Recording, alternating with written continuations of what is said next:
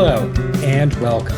This is False Start, a college football podcast for everyone and everyone else. I'm your host, John Buhler, lead writer for FanSided.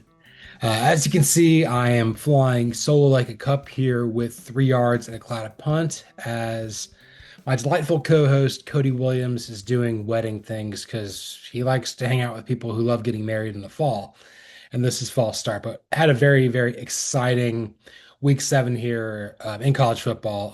A few games are still wrapping up as we speak, mostly kind of out there on the West Coast. We're trying to see, right now at the time of recording, Arizona's up 10 on BYU with about 6 minutes left in the game. And then you've got Utah up 21-3 over Arizona State. Those are kind of your big ranked games going on now. Obviously, on Friday, you had a huge game with South Florida clobbering North Texas there in Denton, 63-36. Looks like the Bulls are legit. But, we're going to talk about today's games and what actually mattered here today with, I don't know, within the college football game that we just watched. I mean, I'm coming to you after Georgia survived and won a very crazy, horribly officiated rendition of the Deep South Soulless rivalry there down in the plains. But let's get started. Let's not delay anymore. My first run of the day is going to be this.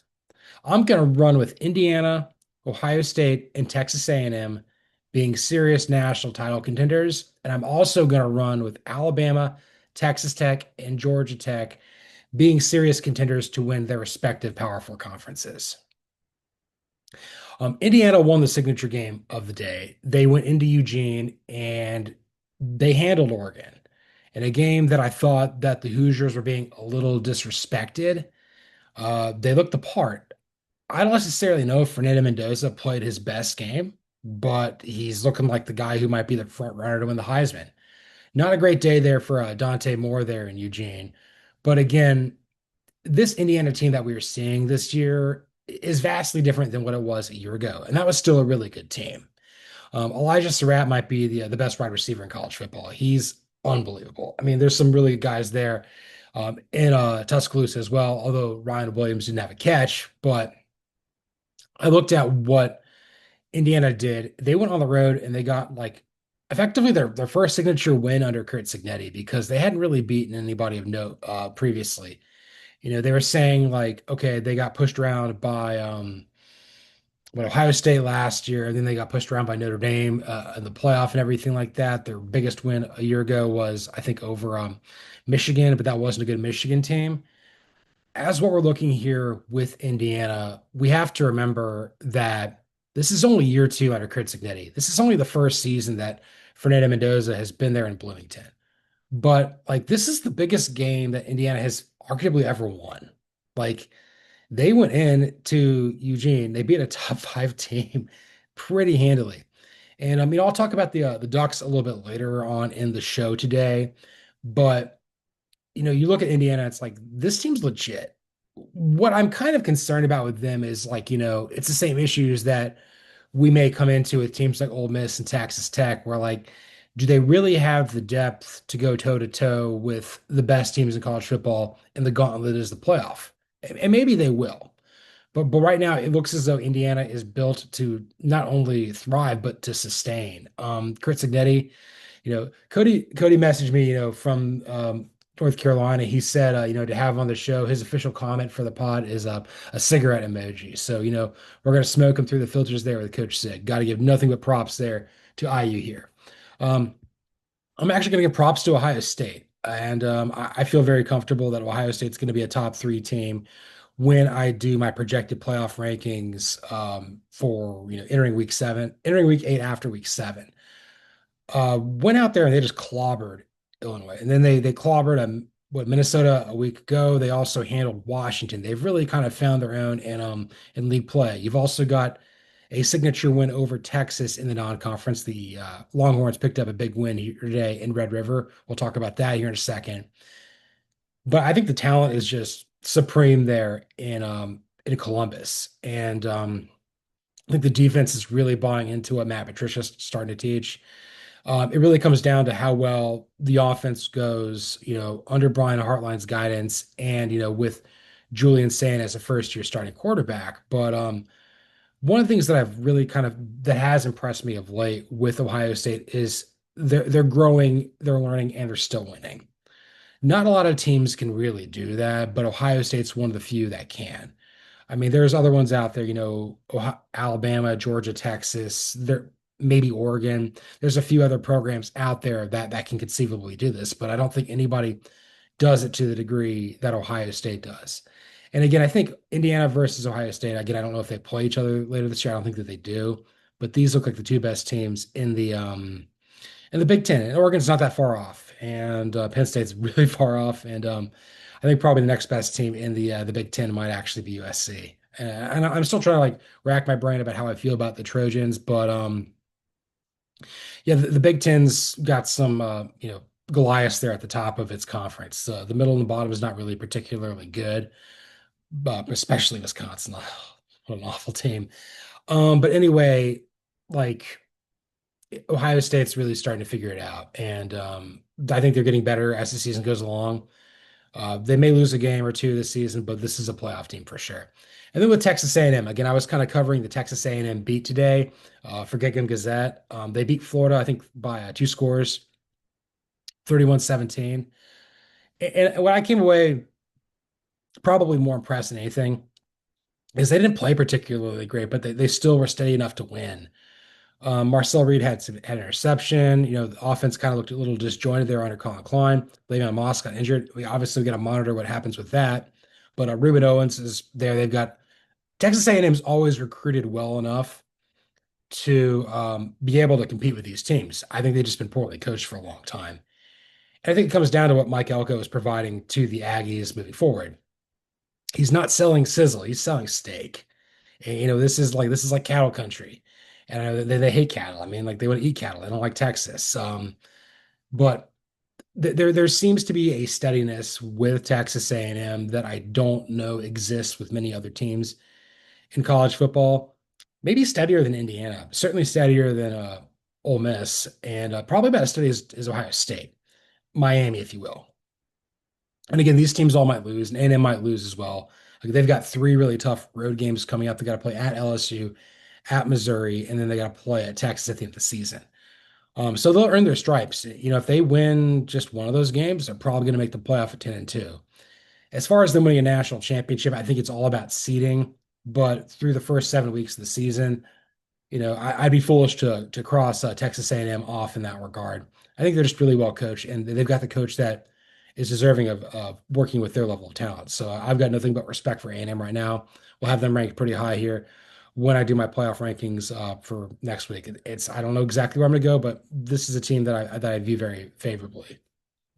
And then as far as like the three teams that are league contenders with Alabama, Texas Tech, and Georgia Tech. These are all teams that I think Alabama can win the SEC. I think Texas Tech is the class of the Big 12, and Georgia Tech could give Miami a run for its money there in the ACC. With Alabama, they went on the road and they've beaten two really good teams by 3 points. They beat Georgia by three in Athens. They beat Missouri by three in Como. Granted, Bo Pribula kind of turned the ball over a lot there for the Tigers. Georgia kind of got into the Glenn Schumann, Mike Bobo nonsense of it all. But Kalen DeBoer has proven he's gotten staying power. More importantly, Ty Simpson's really leveling up. We talked about that on a previous show. And they were able to do this without necessarily, having Ryan Williams do anything on offense. I don't know if Alabama is going to win a national title this year, but like I think that their playoff percentage chances now, it's like 88%. Like it almost kind of feels like they're going to get in.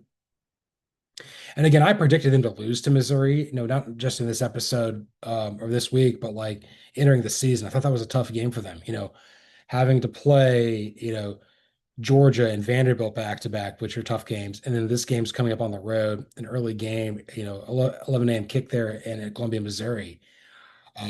The Tigers showed up big time. And, I'll touch on the Tigers here in a little bit. But what I'm finding with Alabama is they're taking to coaching. I think having Ryan Grubb be the OC has really given the Crimson Tide an identity on offense. Like we're going to throw the ball. I don't know if they can really run it, and I don't know what happens when they get behind the eight ball. Maybe they lose to a team like Florida State, who's we crowned them a little bit too prematurely. But I think if the SEC is going to get three teams in, Alabama is probably going to be one of them. Five, they're certainly going to be in the mix as well. But yeah, Alabama can't really don't really have much to say negative about them. They're winning games close versus quality teams, and that's what it takes to be a playoff team. With Georgia Tech, they're still undefeated. I think they're 6-0 now. They've achieved bowl eligibility. Really looked the part. I believe who did they play? They played Virginia Tech, so they beat a rival team of theirs. In the Battle of the Techs. Haynes King, I don't necessarily know if he's the most it doesn't always look pretty when he's playing quarterback for the Jackets, but when he's out there, he always gives the team the chance to win. He's kind of got a Tim Tebow quality to him, where it's like they're never really out of it at the end. Team's really well coached with Brent Key. It kind of makes you wonder if Tyler Santucci regrets leaving for the Baltimore Ravens. That team is awful.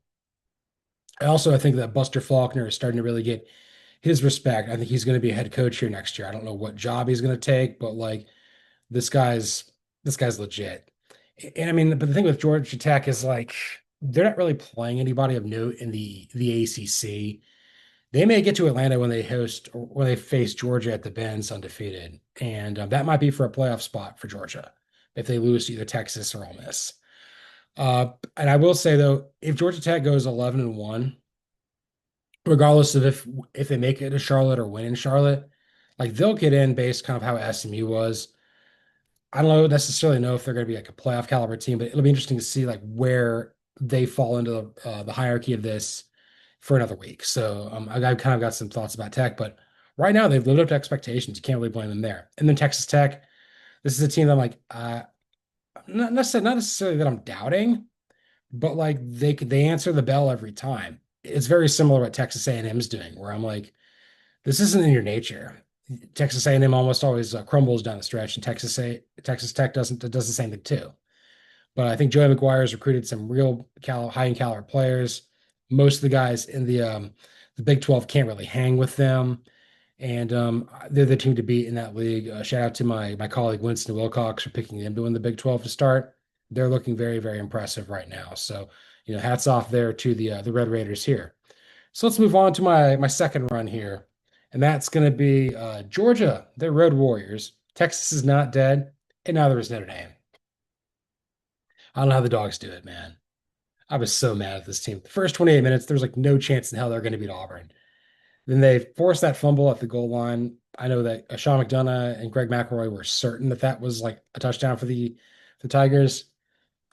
I don't know. It was too close to for comfort, and that really flipped the game. Georgia marched down the field 99 yards, kicked a field goal from Peyton Woodring, and then they proceeded to score 17 unanswered points in the second half, 20 overall to win the game 20-10. This is the second time Georgia's gone on the road and beaten a quality team or an SEC opponent. They beat Tennessee previously, so they're now what 5-1. Their only losses at home by 3 to Alabama. Remains to be seen what they're going to do versus Ole Miss next week. But and I'll say this, like because Kirby Smart is so good at what he does, like I never really feel Georgia's out of it when they're in a tough spot out of halftime. And honestly, Gunnar Stockton seems to have he kind of has a little bit of what made Stetson Bennett so special. Like he just kind of finds ways to win in crunch time. Some of these other guys don't do it. Aaron Murray wasn't that guy. Matthew Stafford wasn't that guy. Carson Beck a little bit, but again, Stockton seems to be he makes the key throw when he needs to. He makes the key run when he needs to. Although he probably should have slid as opposed to diving into the touchdown. But you know what? They retired Cam Newton's number there in Auburn, and they scored a Cam Newton touchdown to basically beat Auburn, which I thought was great. Yeah, Auburn sucks. Oh man, I can't believe Georgia won. It's been a super long day. I will say that the final 2 minutes took like 45 minutes. Horribly officiated game. There's no consequences. I don't know if Greg Sankey's going to throw them under the bus, but I'm glad Georgia won because if they're not, I'd be really sad right now. Um, as far as Texas not being dead, they beat a ranked team. They beat a Power Four team. They beat a bitter rival. They beat Oklahoma in Red River. Um, I don't know if Arch Manning played super great, but he played well enough to win. Again, this is kind of the same sort of thing with Gunnar Stockton. It's like this was an opportunity for him to grow. He really bounced back after a tough showing in the swamp. I thought that the Texas defense really came and played very hard. This is, and I'll touch on Oklahoma later, but like I knew that Oklahoma was kind of a paper tiger. I wasn't buying into what they were doing at all. This was bound to happen, and they got punched in the mouth and they didn't respond. And then you look at, oh, you beat Auburn. Auburn's not good. You beat Michigan. Michigan's 4-2. Where are these pellets on the wall? And you got to play a bunch of other really tough teams here. I don't know if Oklahoma's a playoff team. And I don't know if Texas is either. They basically got to win out, and this requires them to beat Georgia and Athens, and then they got to beat Texas A&M at home. Even if you clip the dogs, I don't know. It's just it's too tough of a road to hoe at this point, particularly because like, look, you needed to win one of three between Ohio State and Florida and Georgia, and you lost those two. Georgia's game is going to be really tough. Now the Oklahoma game, that proved to be tougher than what it was, but you still won. And then obviously A&M is looking really challenging down the stretch here. But Texas just has a lot of talent, and so it's really hard to beat them multiple times in a year. I don't know if they're a playoff team, but they're not dead just yet, which I think makes the sport better, and I think that makes the ICC more interesting across the board. So hats off to Sark, hats off to Arch, hats off to the Longhorns for getting a big win in a huge rivalry game. And then Notre Dame, after their own to start, losing to A&M and losing to Miami, which you've lost by a combined 4 points to two of what the four best teams in the country. I think that's pretty. I think that's pretty clear right now. Um, you went out there and again, I don't know necessarily know if you're really beating anybody of note. Like today, you went out there and you just destroyed NC State 36-7, but you're 4-2 overall.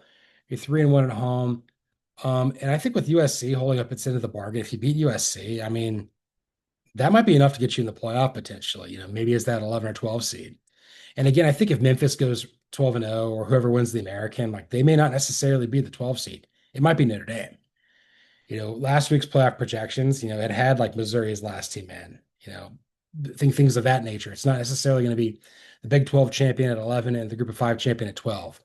But Notre Dame, it's this. Why do they always do this in our Marcus stream? They always lose early and then they catch fire. It's like I guess that's he learned that from Brian Kelly apparently. It doesn't make a whole hell of a lot of sense. But I saw what Georgia did, I saw what Texas did, and I saw what Notre Dame did, and I think even though it wasn't super pretty in all three of those games, it just kind of shows that when you have a program of that stature, you can win these games that lesser programs don't. So, yeah, hats off to all of them. All right, let's move on to some pass stuff that I'm not keen on. And I said it correctly this time. I don't care how tired I am. I'm going to pass on James Franklin, Mike Norvell, Hugh Freeze, and obviously Luke Fickell. I think they all need to go. I'm also going to pass on Iowa State, Michigan, and Illinois making the playoff. Um, I don't think there's really much more that needs to be said about Fickell. That was a terrible showing. You lost 37-0 at home to Iowa. Like this guy should not be coaching the team tomorrow. He quit on the team last week. The team quit on him this week. Just an absolute embarrassment there in Madison. His seat could not be hotter. I mean, it's unbelievable how bad of a coach he is for Wisconsin. And as far as like the other ones with Franklin, Norvell, and Freeze, those are all teams that are 3-3. And in a way, didn't all three of those teams like start out the year 3-0 and they all lost, subsequent games? Um, I'll say something about each of those coaches and then kind of tie them all together here about what's kind of going wrong. I think with Franklin, there's just a lack of accountability. He's just a figurehead at this point, and he's buoyed by his coordinators. And hiring Jim Knowles to replace Tom Allen hasn't been as seamless as we thought it would be.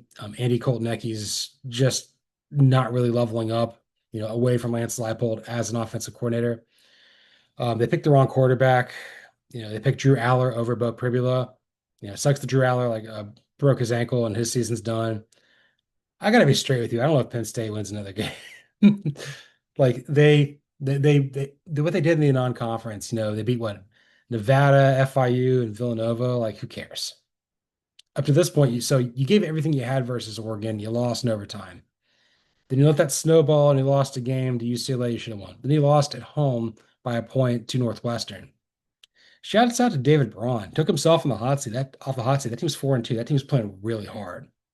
And their one loss, they got that clobbered by Oregon. Man, people can lose to Oregon. I think Northwestern's making the most of their talent. I think David Braun's saving his job. Uh James Franklin, he's not even the driver. He can't be the driver. The best he can do is 9-3. He can't go 10-2 anymore. It's probably going to be even worse. So you're 3-9, you're doing this. You're not going anywhere with that.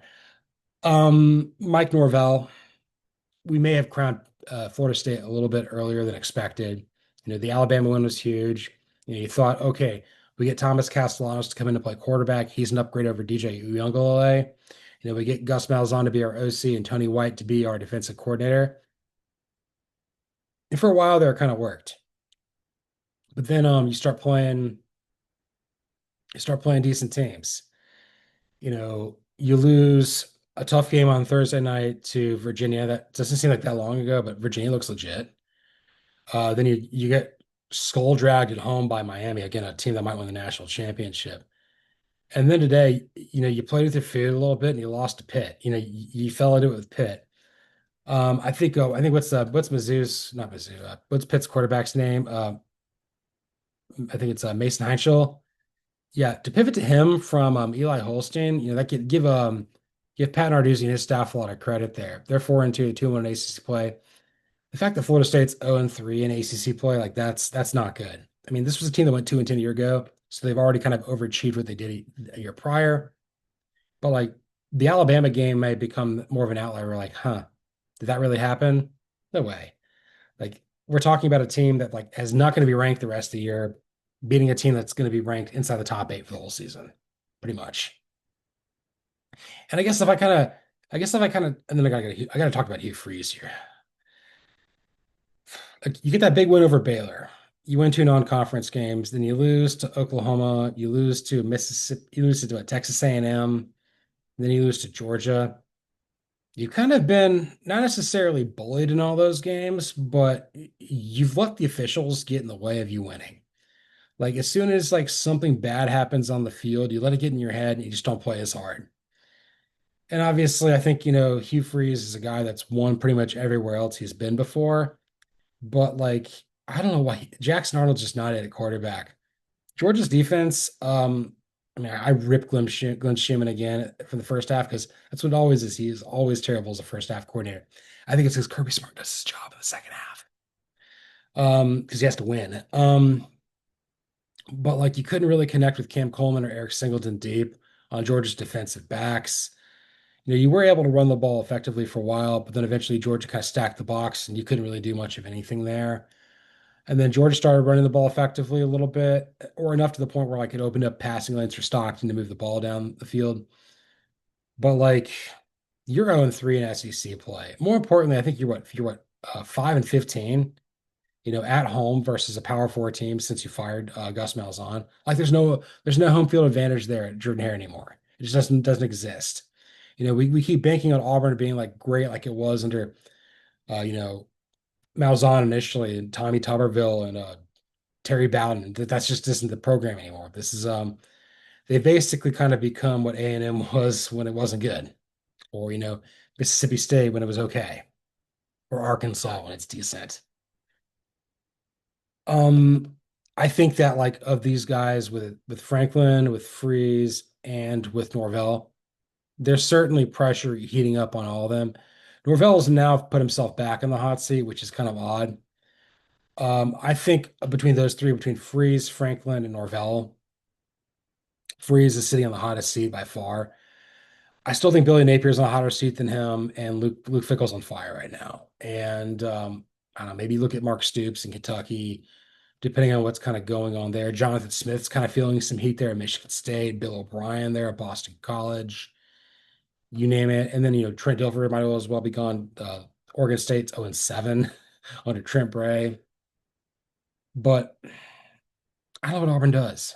Maybe you give Matt Rule a bunch of money. You think, oh, I could give Coach Prime a lot of money, but he's got some health issues. Maybe give Eli Drinkwitz a lot of money. To see is Auburn really a better job than Mizzou at this point? I don't know.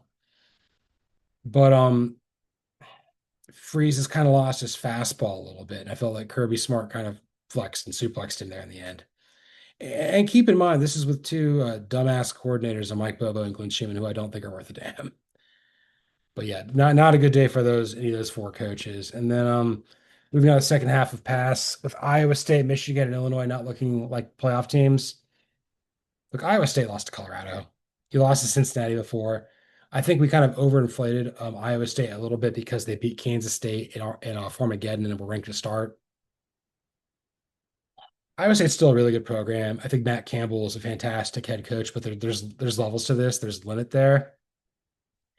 I think with the Big 12 being so incredibly competitive, you got to do a little bit more offensively, more consistently to play like games. And again, that's asking a lot because they don't necessarily have the talent and the resources to do that with great regularity as much as others. But like, you have your best head coach of all time, just be a little bit better.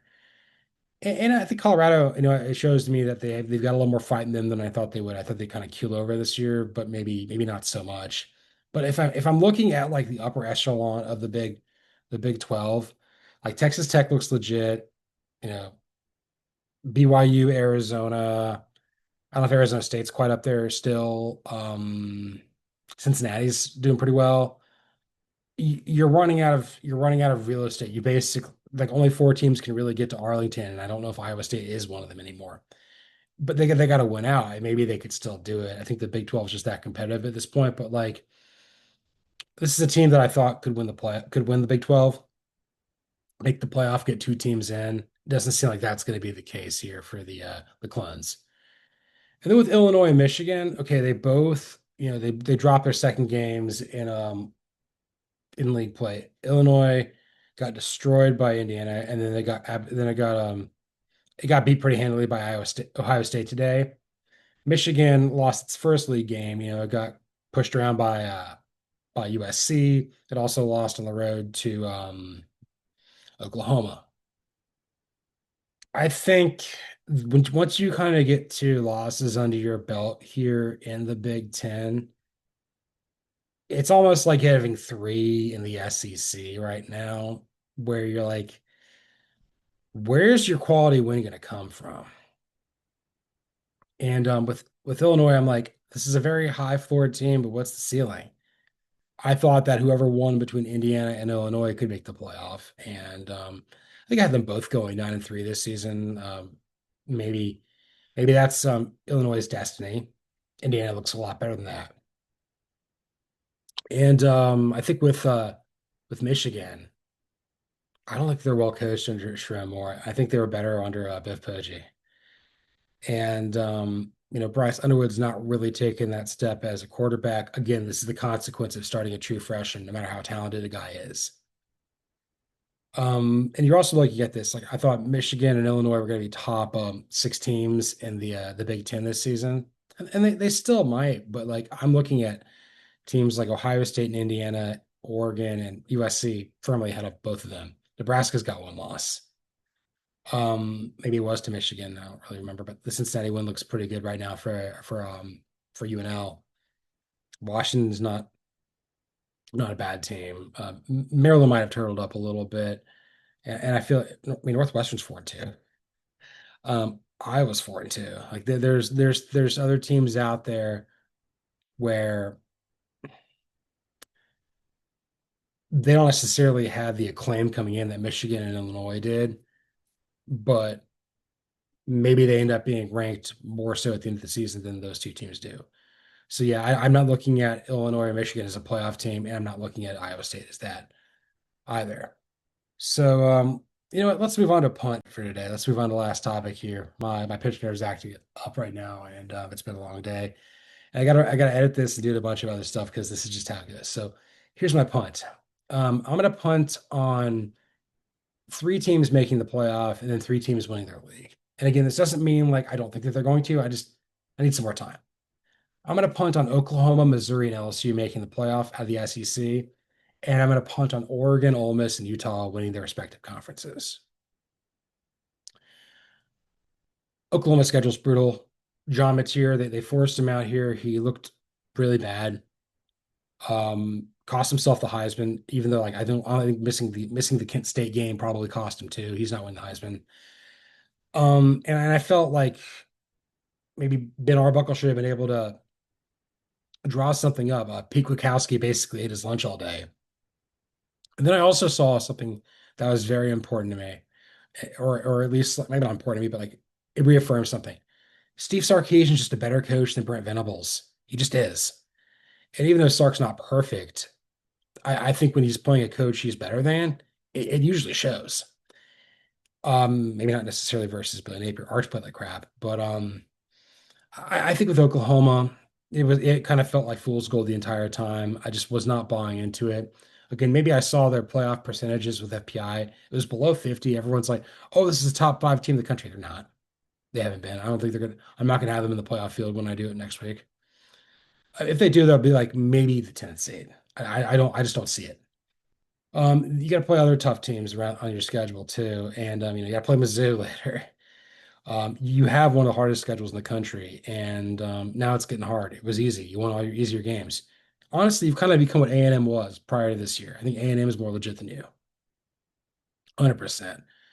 I look at who's in the SEC is more legit than them. Okay, Alabama, A&M for sure. Ole Miss, Georgia. I think LSU is more legit than you. Tennessee might be more legit than you. Missouri might be more legit than you. Like you get what I'm saying. Like you're being pushed down considerably because you lost to a team that I don't think is more legit than you in Texas. But that being said, like I'd be foolish to cross Oklahoma off entirely. But like I'm not seeing it. Like even if they go 9-3 with their schedule, I don't think that this is a playoff team. But maybe if they win 10 games with their schedule, they'll definitely get in. As far as Missouri is concerned, look, this was their first real big matchup. They were beating up on a bunch of tomato cans with Bo Pribula. Eli Drinkwitz seems to have a really good team. I think they played Alabama about as well as they could. Pribula turned the ball over a little bit too much. Ty Simpson's looking like a serious Heisman contender and first round pick. I bet Penn State wishes they still had Bo Pribula, but they don't. I, Mizzou's going to beat someone of note this year, and they're going to be in and around the playoff mix. I don't know if they're going to make it in, but like they don't have the hardest schedule, but they got to get some pelts on the wall because they're down there with Tennessee, they're down there with Ole Miss as having a relatively easy SEC schedule. And if you get big wins over teams like Alabama, that shoots you up. But if you don't, you run out of real estate. Like what's beating Arkansas going to do for you? Not a damn thing. But this, like I said, this team does seem to be well coached, and it's giving off a little bit of the vibes of the team 2 years ago that would have made the playoff. They beat Ohio State in the Cotton Bowl, but Ohio State was just injured and didn't care. Maybe they'll make it in, but I'm not looking at Mizzou being anything better than like the fourth or fifth best team in the SEC. Maybe that gets you in this year, but if they're like closer to 6 or 7, that's not going to be good enough. And then LSU, you beat South Carolina. South Carolina is 3-3. The Gamecocks are not making the playoff. Mike Shula is a terrible OC. That was an awful hire there by Shane Beamer. Kind of makes you wonder if he's potentially going to leave and go take over at you know, go take over, at his alma mater of trying to think what the word is, Virginia Tech with a team that he beat and everything like that. I don't know. I just kind of feel with a team like with South Carolina that, you know, maybe its best year was a year ago. I feel bad for Sellers. He took a lot of money to be a leader for this team. Still really good. I don't know. I think with LSU, like you're the number 11 team. You beat Clemson. You lost to Ole Miss. Ole Miss didn't look particularly great versus Washington State. We'll talk to an Ole Miss here in a second. But I don't know. I don't trust Garrett Nussmeier. I don't trust Brian Kelly. I trust Blake Baker's defense, but I just don't trust this LSU team. And again, like there's a lot of really good teams in the SEC this year. They're going to beat each other up. We're going to try to figure this all out. But could LSU make the playoff? Yeah, I think they've got the talent probably more so than you know, Oklahoma and Missouri. But I don't know if they're as well coached as Mizzou, and I don't know if they've got like I don't know if they have the ability to catch lightning in a bottle like Oklahoma can. So like Oklahoma kind of has like a galvanizing presence. When Mateer's playing well, the team plays better. Nussmeier doesn't have that, and that's going to be the Bayou Bengals' detriment all season long. But if they win 10 games, yeah, that playoff team. In the SEC, this is what happens. And then the final half of my punt here, with Oregon, Ole Miss, and Utah winning their respective leagues. Oregon has a loss just today, to Indiana. Utah got its clock cleaned by Texas Tech previously. Ole Miss is still undefeated, but almost lost at home to Washington State. I think the Big 12 might only be a one-team league this year, but I think with Utah, they could conceivably they could get to Arlington. And I think this is a game that actually had them beating Ole Miss in the regular season. I had a flip this week with Purple Rain picking the Sun Devils to win. Maybe that's not going to happen. But I'll check in and look at the score real quick and see how the hell that's going. Yeah, Utah 28, Arizona State 10. That's not looking super hot. What Arizona and BYU is tied. It's going to overtime. So that's wild there in Tucson. Maybe the short king is legit. Um, and then I don't know. I'll tie a bow on with this with Oregon, Ole Miss, and Utah. There's just something about each of these teams that I just don't trust in that big spot. I think when they get punched in the mouth, they don't respond the same. Um, like Oregon, oh, yeah, maybe the Penn State win wasn't that good. I mean, Indiana came in there and Indiana won its best game ever. Indiana looks legit. Ole Miss, I mean, you beat LSU, you beat Arkansas, you beat Kentucky, you know, whatever at this point. You're going into Athens, and if you beat Georgia with Trinidad Chambliss, then you can definitely do it. But even if you lose that game, that's only your first loss of the season. And at that point, like if you as long as you go 10-2 with your schedule, you're gonna make the playoff. But Georgia didn't play very well and won. Ole Miss didn't play very well either, and they still won. So that's gonna be a very interesting game there, in the mid-afternoon next week there between the hedges. I just kind of wonder like if Ole Miss can really play the front runner card. I know Oregon can, but Oregon doesn't respond to Oregon's got a very, very, very soft glass jaw. They always have and they always will. With Utah, I just don't know if they've got if they can like outrun anybody. Like if they've got the leg in the track meet, and they're trying to win the last guy getting the baton, it's just them in the finish line in their first place. I feel like there's other teams in the Big 12 that can blow right by them. And that's not to say that like, Kyle Whittingham's team can't do it, but like, I don't know. You got to find some way to avenge that Texas Tech loss because that was brutal. And you got this league is very tough, and you wonder like if Kyle Whittingham is going to lead the Utes to the playoffs before he does retire. So I don't know. Remains to be seen. And this was 3 yards and a cloud of punt here on False Start. You can follow me, John Buhler, on Twitter or the X at Buhler118. You can follow my absent-minded, absent co-host Cody Williams at the Sizzle20. You can follow the show at CFB False Start. Like, rate, listen, subscribe, review on Apple, Spotify, YouTube, anywhere there's podcasts. Give us a 5-star review because we have more than 5-star hearts here. Really helps the show grow. Oh man, I really have no idea how I'm going to format my 12-team playoff bracket for next year. My back's on fire. It's been a long day. I'm really happy Georgia won. I hope Luke Fickell doesn't come back. And I thought I was pretty impressed covering Texas A&M. Long day, but I gave my heart and soul during that Friday shift. Do the best I can for you guys here today. And again, Cody will not be on the show on Monday's show. I am going to be recording, I think, on Sunday, so tomorrow for Columbus Day. Me and the Arizona State podcast, we're going to go to Six Flags because why not?